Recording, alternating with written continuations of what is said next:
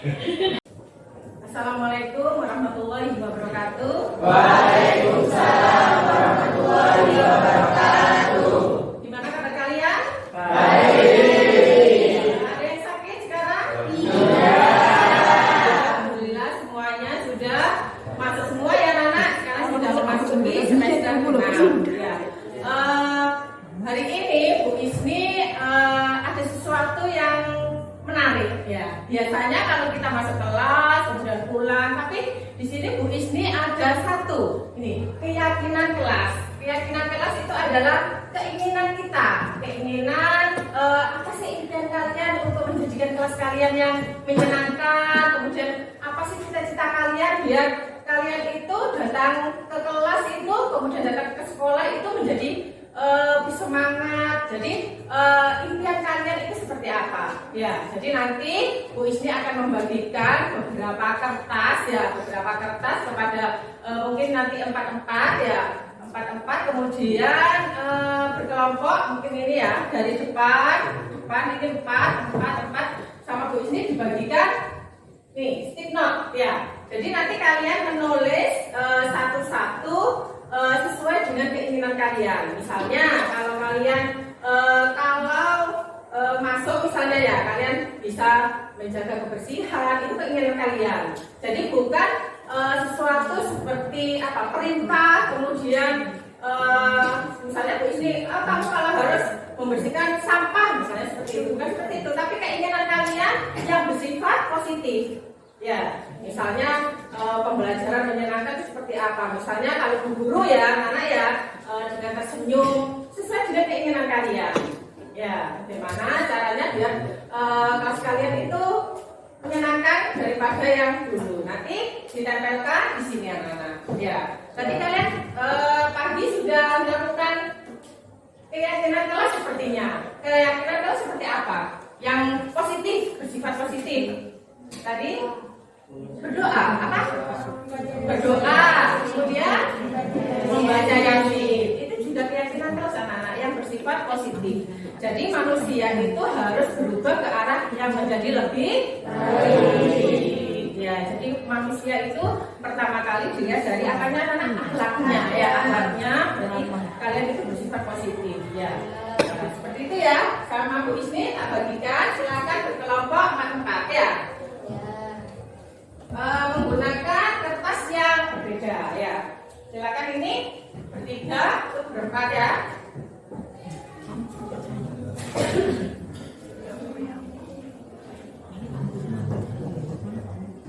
Nanti ditempeli, silakan ditulis ya.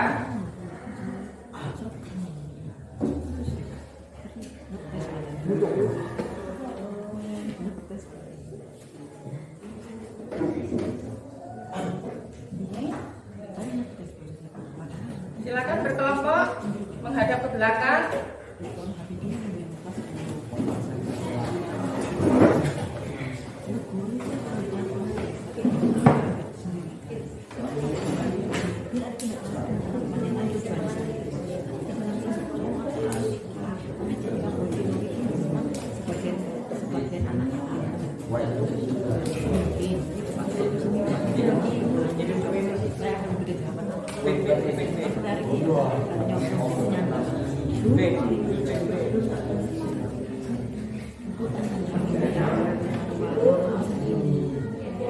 Silakan ditulis ya anak-anak.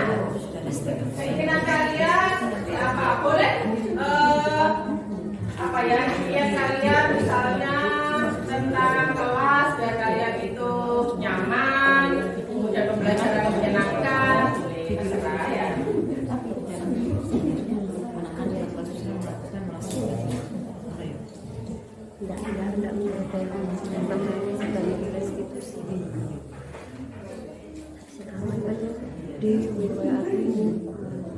Kalau sudah selesai, boleh makan. Ini ya.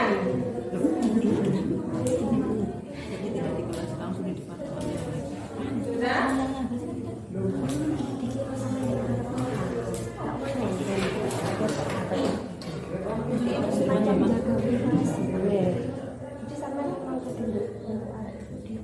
situasi yang sempit, tidak orang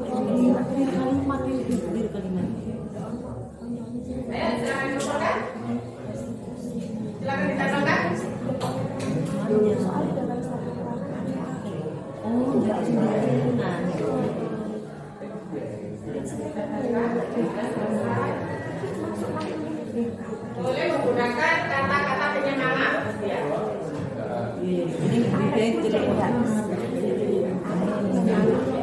Ayo Pak, silakan kita baca.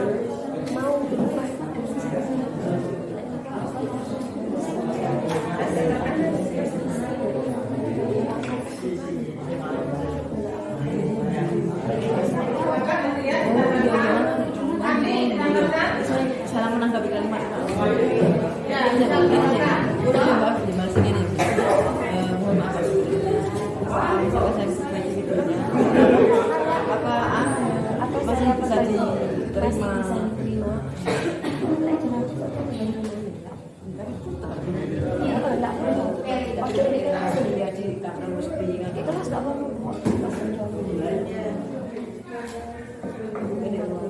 Sudah semua anak? Langsung ya Pak, kamu membacakan buku tadi. Langsung ya anak-anak ya. Dua. Mana tadi kelompokmu Pak? Oh ya, silakan. Yang keras. Menerima arahan guru dengan lapang dada. Mengucapkan salam jika memasuki kelas atau ruang guru. Ya, bagaimana anak-anak? Ya. Yang mana tadi Mbak? Oh ini ya, mengucapkan salam jika memasuki kelas atau ruang guru. Berarti semuanya harus mengucapkan salam. Kalian kan sudah tahu anak-anak ya, mengucapkan salam itu kalau sahabat Nabi itu kan ya, cerita sahabat Nabi dengan Rasulullah itu bagaimana ketika orang mengucapkan salam itu maka yang pertama akan mendapatkan pahala lebih besar. Jadi yang kita kelas ini sudah dapat hal positif ya, penyemangat, kemudian juga mendapatkan pahala ya. Terima kasih Mbak, silakan duduk. Kemudian menerima arahan guru dengan lapang dada. Berarti apa namanya? Jadi lapang dada berarti kalian misalnya ada tugas atau apa, kalian harus menerima juga kelas ya. Ada pertanyaan lagi? Silakan maju. Silakan ini.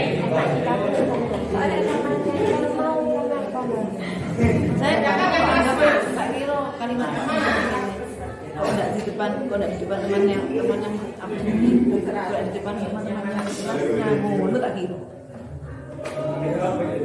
Iya Menghargai antar teman akan menjadi rasa. Jadi kalau misalnya kalian dibilang pulpen ya, yang bilang kemudian kalian ada yang menuduh itu jangan anak-anak yang menghargai ya.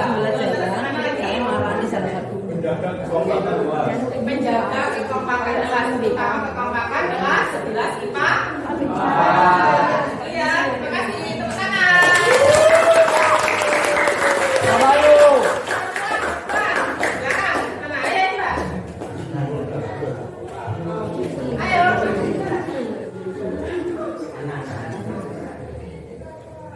Bacakan dua. Membantu sesama teman yang sedang kesulitan atau kesusahan. Nah ini apa membantu teman? Membantu teman dalam hal apa anak?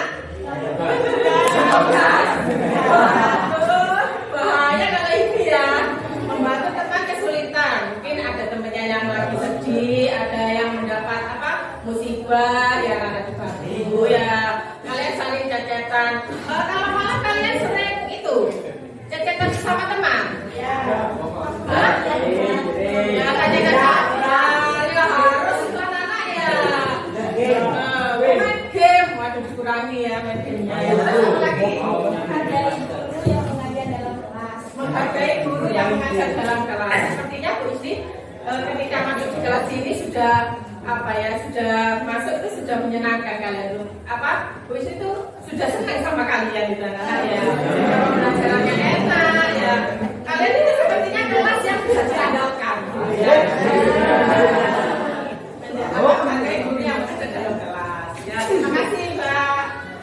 Teman-teman,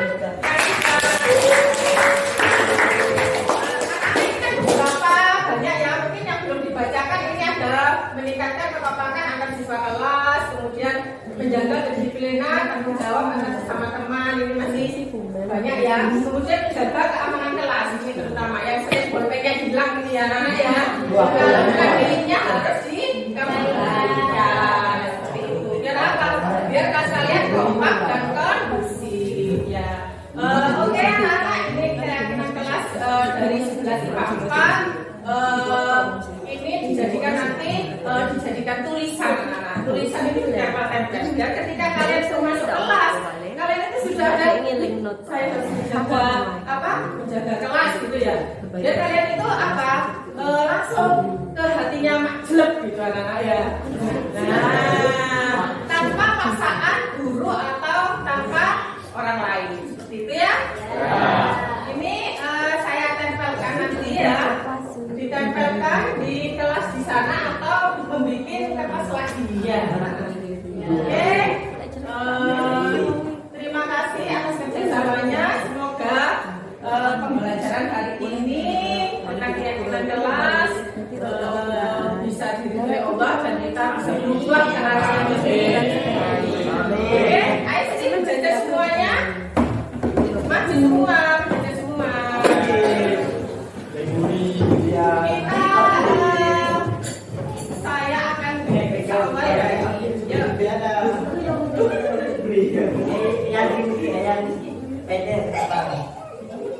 Langsung ngomong keyakinan kelas 11 IPA 4. Oke, ya. Ayo. Ayo 1, 2, sini. Ya, bilang ya keyakinan kelas 11 IPA 4. Oke, 1, 2, 3. Keyakinan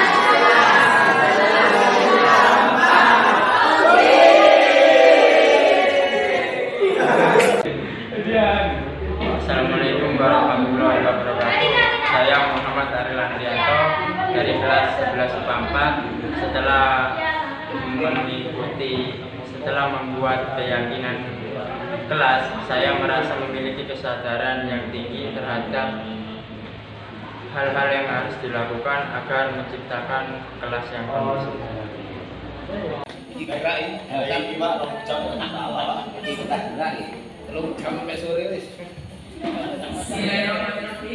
Assalamualaikum warahmatullahi wabarakatuh. Terima kasih Bapak Ibu sudah meluangkan waktu untuk hadir dalam destinasi kami. Kami berenam ini mengucapkan banyak terima kasih karena memang tidak ada konsumsinya. Kebetulan saya bagian 5 kebutuhan dasar manusia. Pas kali ini. Ya, tadi dirapel.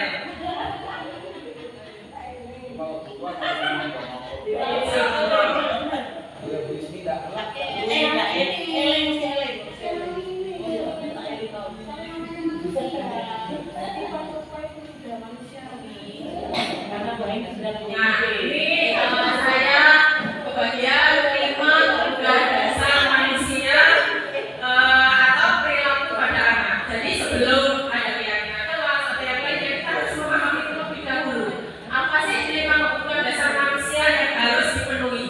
Yang pertama menurut Brian Glaser yaitu bertahan hidup atau survival.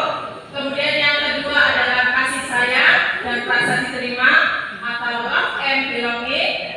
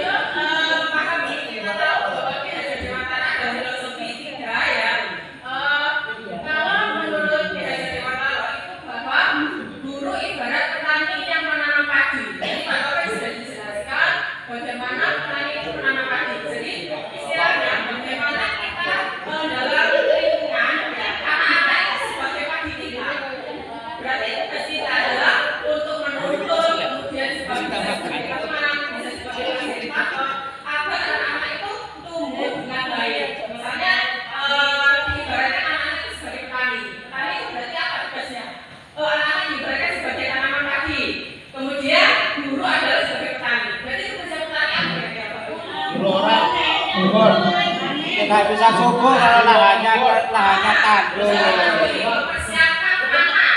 Ya, tanahnya itu bagaimana? Masih subur apa enggak? Kemudian selain itu pupuk. Oke, berhati-hati menggunakan pupuk. Kemudian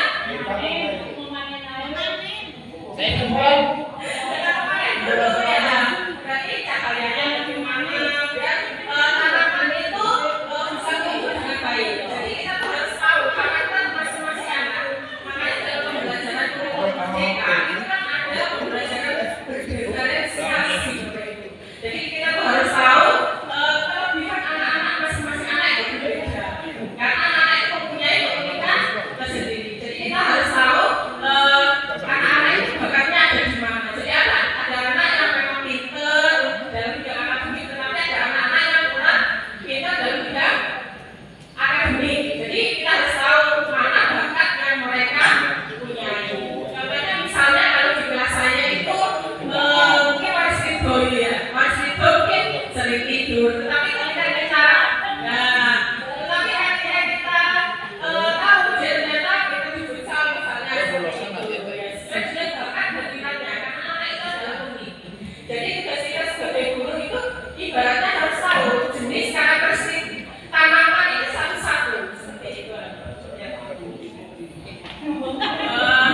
Kemudian yang berikut dengan belajar.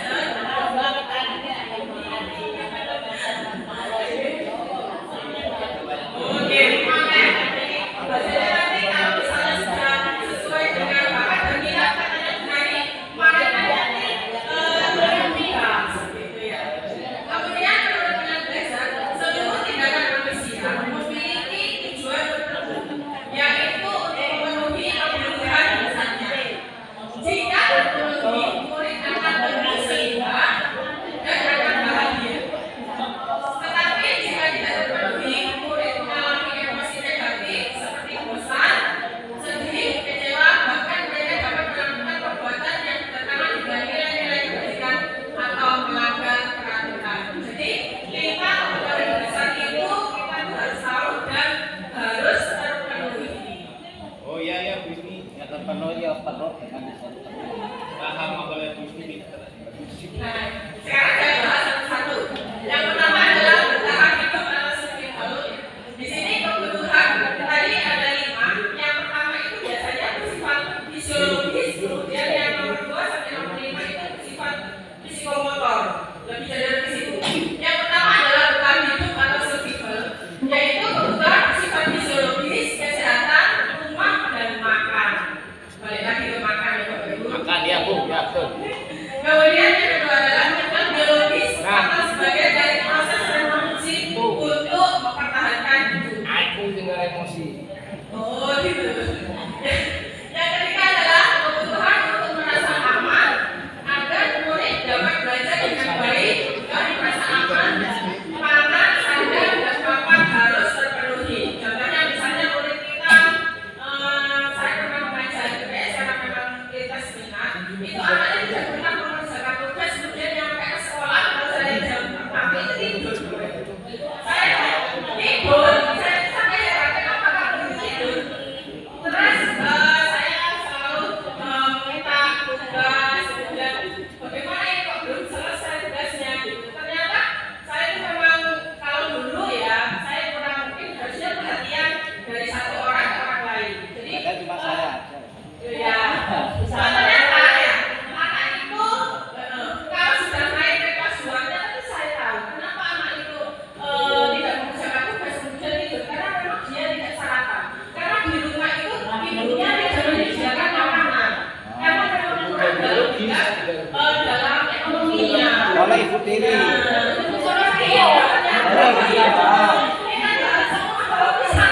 Satu murid juga murid yang lain ternyata. Jangan berani. Dua contohnya. Kemudian ada juga saya masih ingat kelas 11 IPS itu tidak pernah mengerjakan tugas. Mengerjakan tugas kemudian selalu datang terlambat. Ya. Kenapa? Ternyata dia itu mencari apa itu kalau mencari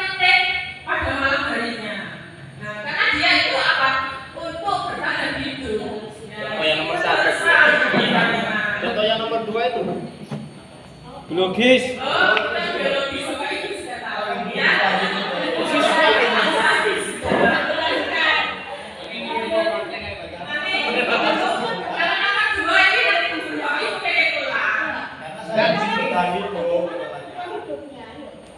Kenapa? Kalau siswa kebutuhan biologisnya bagaimana?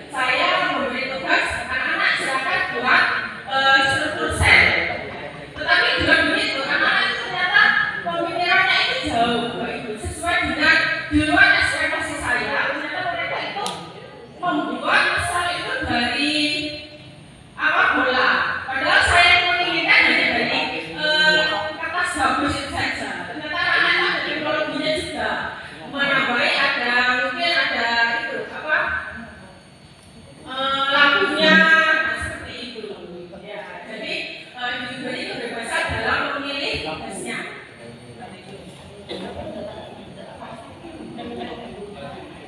Yang keempat, menurut yang biasa itu adalah kesenangan. Nah, Bapak Ibu kalau masuk ke kelas bagaimana? Apakah tersenyum? Senyum. Bapak menunjuk? Senyum. Jangan menunjuk.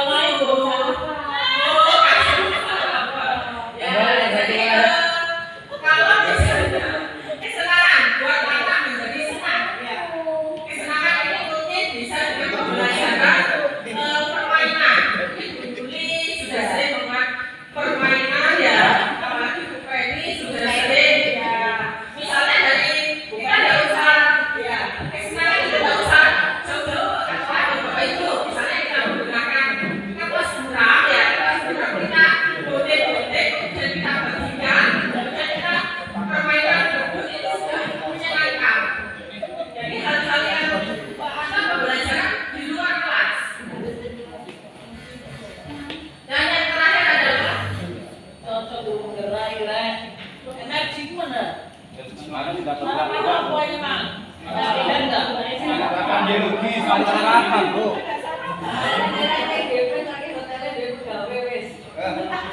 Seneng rek, pas ini pas. Sarapan pas. Lo katanya laganya gitu.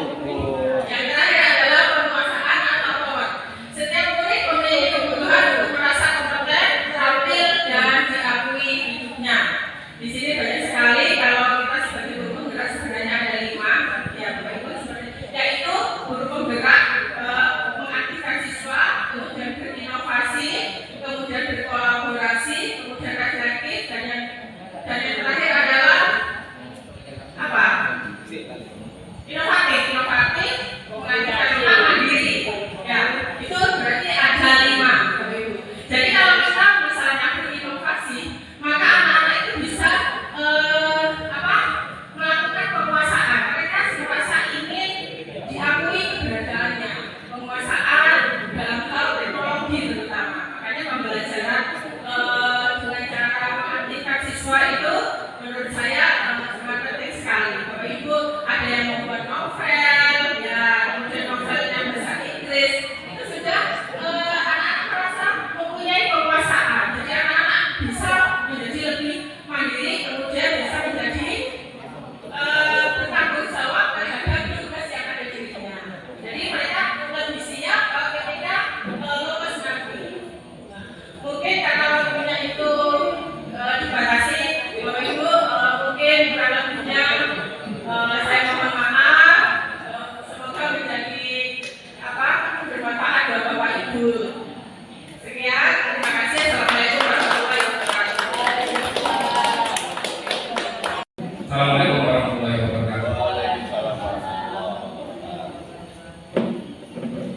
Yang terhormat Bapak Kepala SMA Negeri 1 Kongres, Bapak Ibu guru, calon guru penggerak, dan Bapak Ibu guru sekalian yang sengaja diundang untuk hadir di aula ini dalam rangka diseminasi budaya positif calon guru penggerak angkatan 7 yang berbahagia. Apa yang akan kami sampaikan ini merupakan tugas dari guru penggerak dari BPGB. Kronologinya seperti ini, Bapak Ibu. Jadi kami CGB ada beberapa modul, kemudian kami sudah melewati modul 1 yang terdiri dari 4 bagian. Ada 1.1, kemudian 1.2, modul 1.3, kemudian yang terakhir sampai berakhir di bulan Desember kemarin adalah modul 1.4. Yang tiap-tiap bagian harus kita kami mengupload, mengumpulkan bukti tugas yang sudah dilakukan berupa aksi nyata. Ketika modul 1.1, kemudian modul 1.2, modul 1.3, kami juga sudah melakukan aksi nyata dan sudah diupload. Kalau ada yang bertanya kenapa yang dulu-dulu kok tidak kemudian menghadirkan rekan-rekan guru di lembaga yang sama, ini karena memang modul yang sebelumnya bersifat istilahnya bersifat teori, tidak sedikit sekali menyentuh ranah teknis.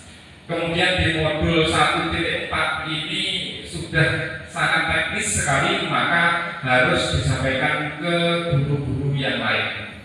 Sebenarnya di aturan main yang ada di LMS yang kami kerjakan itu bisa hanya untuk 10 orang, minimal 10 orang. Kenapa kok minimal 10 orang? Karena itu adalah hitungan paling mudah untuk CGP yang dari jenjang SD.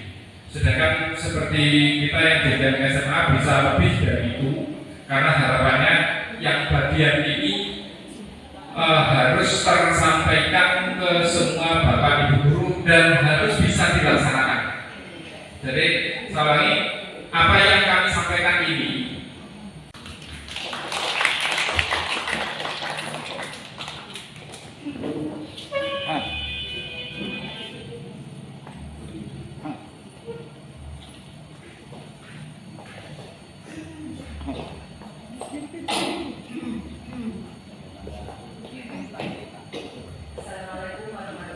Waalaikumsalam warahmatullahi wabarakatuh. Tanpa mengurangi rasa hormat saya izin menyampaikan materi saya, yaitu tentang disiplin positif. Tanpa mengurangi rasa hormat saya di sini menyampaikan materi disiplin positif.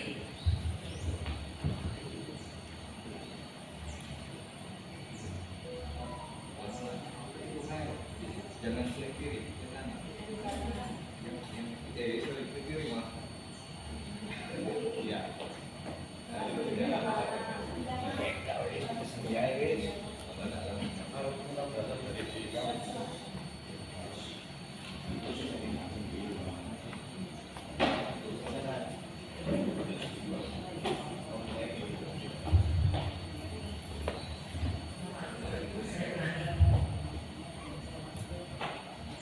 Materi saya yaitu Bapak Ibu tentang disiplin positif. Disiplin positif di sini akan saya bahas definisi disiplin positif, tujuan disiplin positif, dan bagaimana penerapan disiplin positif di sekolah tercinta kita yaitu SMA Negeri Thomas.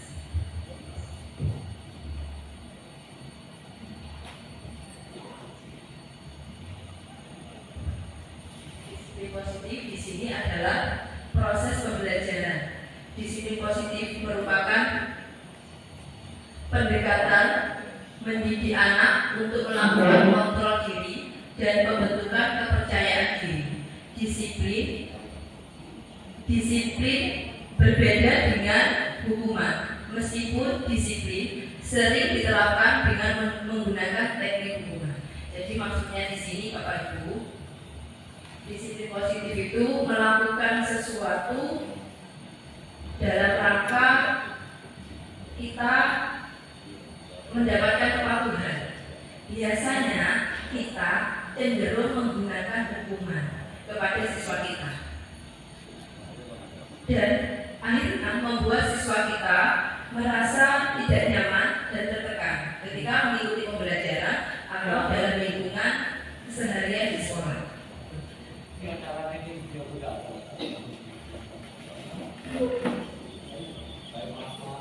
Sini ada tujuan. Di sini ada tujuan disiplin positif. Tujuan disiplin positif adalah menanamkan motivasi pada siswa untuk menjadi orang yang mereka inginkan dan menghargai diri sendiri dengan nilai-nilai yang mereka percayai. Maksudnya di sini kita memberdayakan siswa supaya siswa dalam melakukan sesuatu tanpa paksaan, tanpa ancaman, dan tanpa hukuman. Itu baik ini.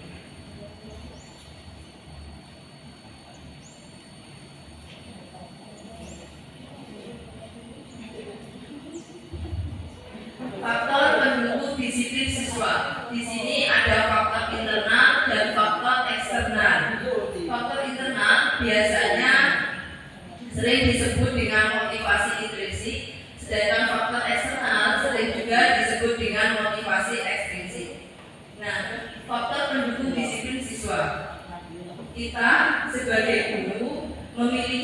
tujuan, yaitu adalah menciptakan siswa dengan memiliki disiplin diri.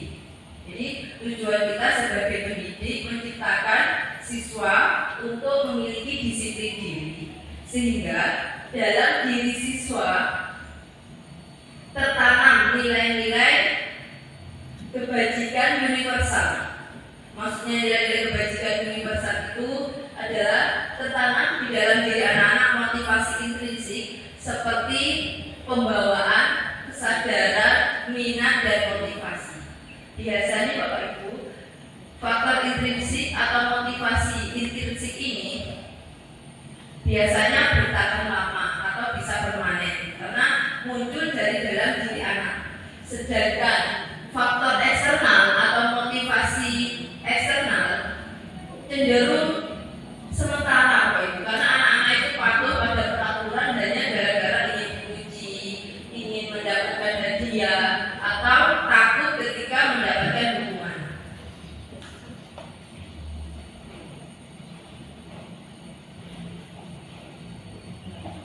Yang dibutuhkan dalam disiplin positif di sini yang pertama adalah kesepakatan. Kesepakatan ini bisa yang dimaksud Pak Taufik tadi, yaitu adalah kita membuat keyakinan kelas dengan anak-anak di dalam kelas sebelum pembelajaran dimulai. Tujuannya kita membuat kesepakatan dengan anak-anak, anak sendiri yang membuat dengan Bapak Ibu guru makul atau dengan Bapak Ibu wali kelas.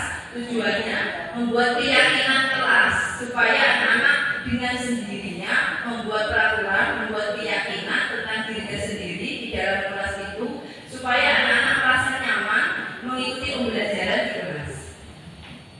Yang kedua, peraturan yang dijalankan dengan konsisten.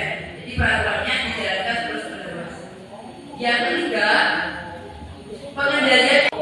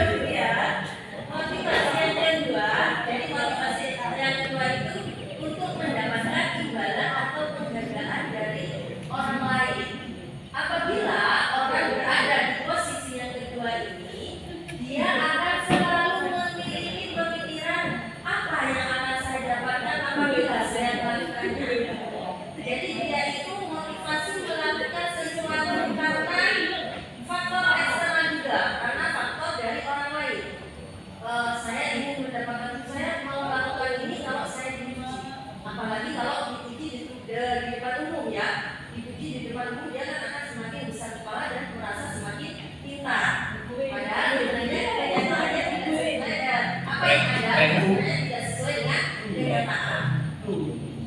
Kemudian orang yang seperti ini biasanya dia mau melakukan sesuatu itu karena ada imbalan atau penghargaan. Nah, itu. Nah, ini sebenarnya kalau menurut saya sangat bahaya. Kenapa? Karena dia melakukan hal itu dengan semangat, mengerahkan semua tenaganya, semua energinya, bahkan waktu, bahkan dia sudah tidak mau melirik kanan kiri, hanya ingin mendapatkan penghargaan dari atasan atau dari kepala sekolahnya. Tetapi bahayanya ketika seseorang yang memiliki motivasi yang kedua ini, dia ketika keinginannya untuk mendapatkan penghargaan atau pujian dari atasan atau kepala sekolah tidak tersampaikan atau keinginannya tidak dia dapatkan, maka orang ini akan merasa sangat kecewa dan akan menjadi berkecil hati. Sehingga ketika ada kesempatan yang lain atau pada kesempatan yang lain, orang yang seperti ini dia akan tidak akan melakukan sesuatu lebih baik dari sebelumnya.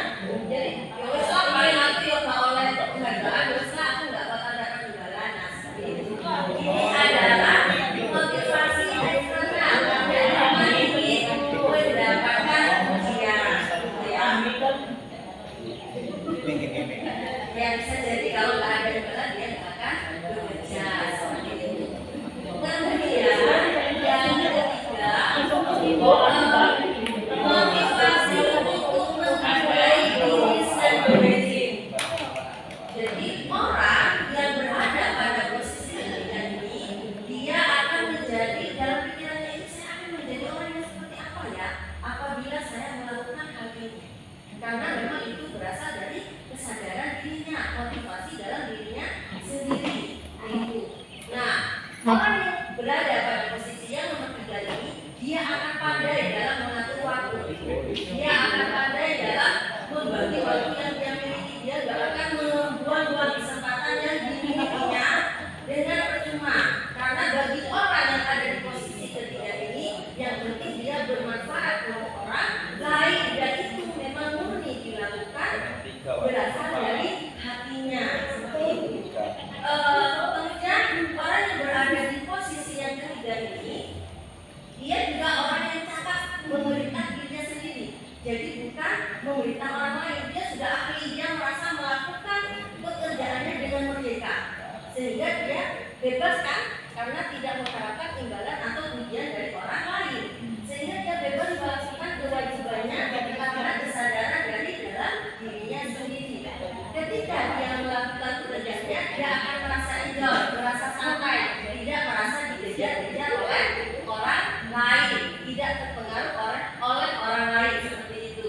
Jadi dia akan merasa tenang seperti dia tidak mengerjakan apa-apa, padahal dia sudah menghasilkan jauh dari yang lainnya seperti itu. Nah, kira-kira kita semua yang ada di sini masih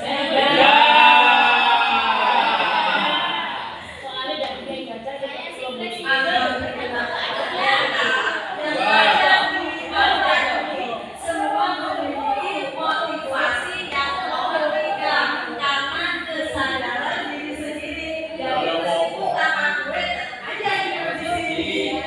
Terima kasih Bapak Ibu sudah sadar diri untuk duduk di sini.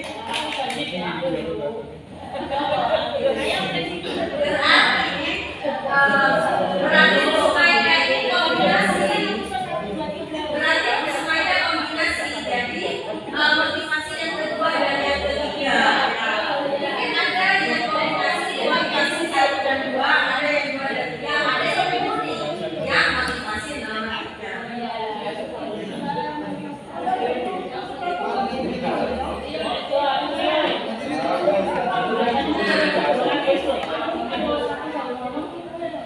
Sekarang Ini polisi. konsekuensi dan penghargaan. Nah, ini mungkin nanti akan dijelaskan lebih detail oleh teman-teman yang depan. Ya, saya beri penghargaan ya.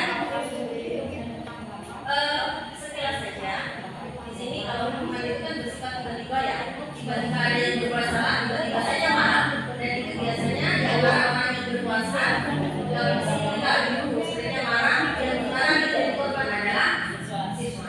bisa menimbulkan trauma yang berlebihan. Kalau menurut neuroscience, anak yang sering itu malah neuronnya akan mengalami kelemahan. Jadi, halo.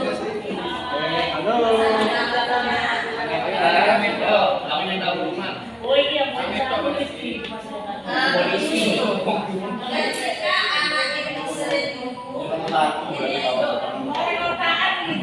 ini menurut neuroscience.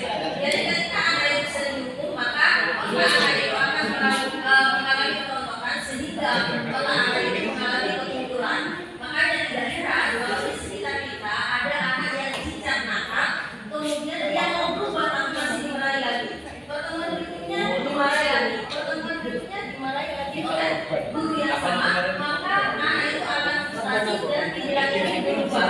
Meskipun saya berusaha untuk berubah, saya tidak akan dihargai oleh guru. Saya akan merasa seperti itu. Padahal pada kenyataannya anak itu ada keinginan besar untuk berubah. Kemudian yang berhubungan dengan materi saya tadi yaitu penghargaan. Pada dasarnya penghargaan itu sama dengan hukuman. Jadi sama-sama membunuhnya. Kenapa saya mengatakan seperti itu? Karena sama-sama mengendalikan perilaku seseorang untuk menuruti apa yang kita inginkan. Jadi kalau seseorang itu, kalau penghargaan seperti ini, kalau kamu mau melakukan sesuatu yang saya inginkan, maka saya akan memberikan imbalan kepada kamu, gitu kan? Nah itu sama kan seperti orang anak yang dihukum. Ketika dihukum, anak itu akan menurut sama kita. Ketika kita memberikan penghargaan, anak itu juga akan menurut sama kita, tetapi tidak dengan guru yang lain. Seperti itu. Jadi pada dasarnya penghargaan dan hukuman itu nilainya sama.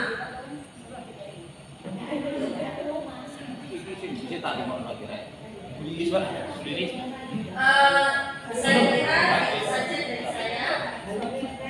Semoga bermanfaat untuk Bapak Ibu yang ada di sini, dan semoga dengan adanya materi yang saya sampaikan tadi kita semua berusaha berubah untuk termotivasi dengan yang ketiga, yaitu motivasi yang berasal dari diri kita sendiri.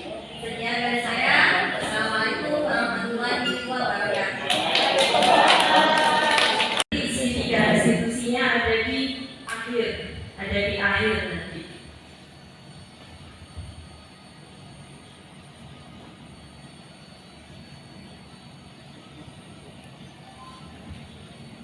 Apa itu keyakinan kelas? Ada yang tahu Bapak Ibu mungkin?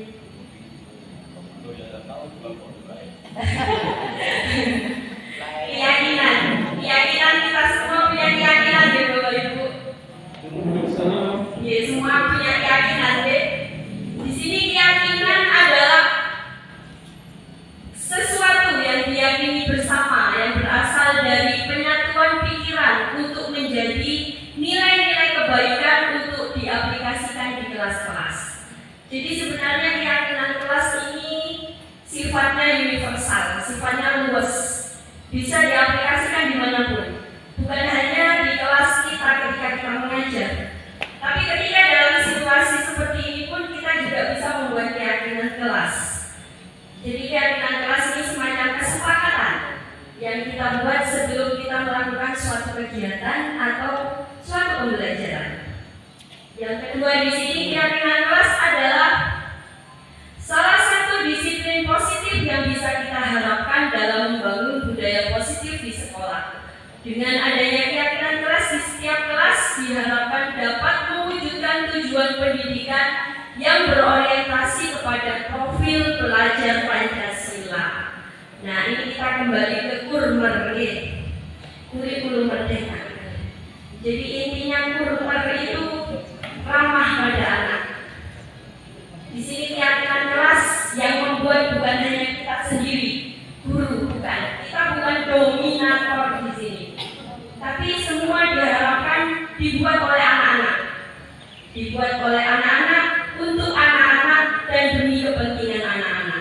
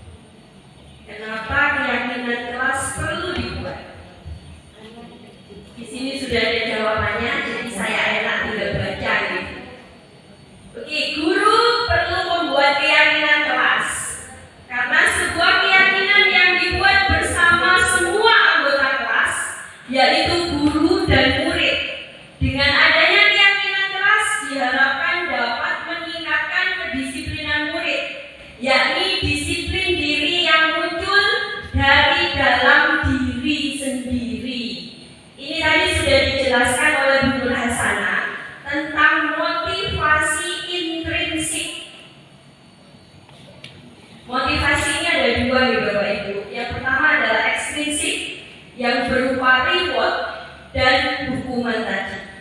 Dan ini sifatnya sementara, tidak kekal. Tapi ketika kita berbicara tentang motivasi intrinsik, motivasi ini timbul dalam diri kita sendiri, munculnya dari dalam diri kita sendiri. Jadi kita menjalankannya dengan penuh kesadaran, dengan penuh keikhlasan, karena asalnya dari diri sendiri. Ketika siswa sadar bahwa ini adalah demi kebaikan dan keselamatan mereka, dan hal itu muncul dari kesadaran diri sendiri, maka motivasi intrinsik ini sifatnya akan apa Bapak Ibu? Akan permanen. Menjadi apa? Menjadi karakter mereka. Di sini sangat diperlukan dalam pembentukan 5P, profil belajar Pancasila. Kita berpindah.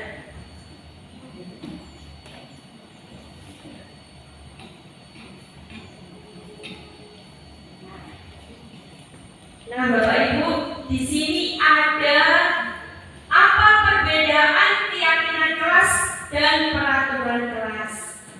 Kita kan selama ini sudah mengenal peraturan, bahkan di sekolah kita sudah luar biasa.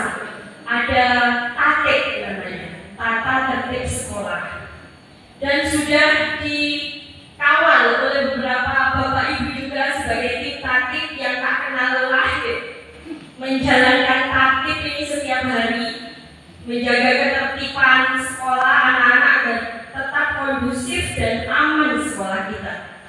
Tapi di sini ada perbedaannya. Apa itu keyakinan kelas dan apa itu peraturan kelas? Keyakinan kelas berbeda dengan peraturan kelas. Perbedaan di antara keduanya yaitu keyakinan kelas sifatnya lebih abstrak dibandingkan peraturan kelas. Abstrak di sini berarti tidak konkret, sedangkan peraturan ini sifatnya konkret. Ini perbedaannya. Kenapa konkret dan tidak konkret? Kalau peraturan kelas tertulis, disepakati bersama, dijalankan, dan ada tim tatipnya. Kalau keyakinan kelas kenapa abstrak? Karena ini keyakinan. Kita tidak bisa melihat keyakinan seseorang kecuali melalui tingkah lakunya, melalui pengimplementasiannya. Ketika kita memiliki keyakinan, ini sifatnya lebih apa Bapak Ibu? Ini sifatnya lebih permanen. Jadi kita tidak perlu berubah istilahnya kalau sudah yakin. Anak-anak sudah tahu. Kalau saya begini, saya nanti begini. Saya ingin berubah jadi lebih baik. Saya harus bagaimana seperti itu. Jadi ini akan menjadi sebuah keyakinan. Sebenarnya kita sudah melaksanakan di kelas, dan kemarin juga ketika praktek di satu TTMK juga itu ada salah satu tugasnya adalah mencoba untuk melatih tentang kemampuan penanganan masalah siswa. Nah, cuman tadi yang sudah sampaikan mulai dari latar belakangnya, kemudian keyakinan kelas, sebenarnya itu adalah salah satu modal ketika kita memberikan penanganan masalah pada siswa. Nah, cuma kita juga harus memahami ada dua hal, yaitu kalau tadi ada hukuman, ada konsekuensi, dan ada satu opsi lagi Bapak Ibu, yaitu tentang restitusi. Tadi sudah sedikit disinggung, mungkin ada beberapa yang mungkin saya akan jelaskan. Nah, yang saya akan jelaskan hari ini itu adalah sebenarnya ini sudah kita laksanakan ya, secara sadar atau tidak sadar, yaitu 5 posisi kontrol, maksud ya. Jadi bukan selalu siapa ya Pak ya. 5 posisi kontrol ketika kita melaksanakan ya penanganan problem. Sebenarnya tadi disampaikan oleh Pak Taufik, kalau sebenarnya ini sebenarnya sifatnya adalah secara psikologisnya sebenarnya kemampuan ini sudah dimiliki, salah satunya adalah dari guru BK. Cuman kita sebagai guru kan juga harus memberikan pelayanan pada siswa itu, juga kita juga harus memahami. Sebenarnya ini sudah paham ya Bapak Ibu, cuma kita sharing saja sedikit. Jadi problem yang dihadapi oleh siswa sebenarnya itu sudah kita laksanakan, yaitu perlu penanganan yang tepat. Nah, salah satunya yang kemarin yang kita pelajari itu adalah restitusi. Jadi akhirnya ada sedikit restitusi. Salah satu yang kita coba praktekkan. Apa yang restitusi itu? Jadi sebenarnya yang kita sudah tahu bahwa setiap permasalahan siswa itu pasti dilatar belakangi sesuatu. Dan Bapak Ibu juga ketika mendalami dari permasalahan siswa, penanganan dari siswa juga pasti ya sudah salah satu poinnya adalah tentang latar belakang yang dilakukan mereka. Maka bisa dijelaskan oleh Bu Isni bahwa mereka melakukan itu salah satunya adalah untuk memenuhi kebutuhan dasar dari mereka. Dari salah satu dari 5. Karena 5 ini kalau saya satu timpang, maka pasti akan muncul permasalahan. Oke. Nah, restitusi ini sebenarnya adalah sebuah pilihan Bapak Ibu. Jadi anak sederhananya ini karena waktunya tidak terlalu banyak. Restitusi itu adalah penanganan yang merupakan pilihan. Jadi anak diajak secara mandiri mencari solusi. Jadi tadi sudah dijelaskan juga oleh Bu Melinda bahwa kita harus berupaya sekarang menumbuhkan motivasi intrinsik dari siswa. Itu intinya. Assalamualaikum warahmatullahi wabarakatuh. Perkenalkan, nama saya Pratiwi. Di sini saya sebagai guru di SKN 1 Pemalang. Setelah mengikuti kegiatan diseminasi calon guru penggerak angkatan 7 yang dilaksanakan pada hari Jumat kemarin, di sini saya merasa terimbas untuk menerapkan budaya positif di lingkungan sekolah SKN 1 Pemalang. Selain itu, di sini saya ikut tergerak dan termotivasi untuk mengikuti program calon guru penggerak selanjutnya. Terima kasih, sukses selalu untuk teman-teman calon guru penggerak angkatan 7. Assalamualaikum warahmatullahi wabarakatuh.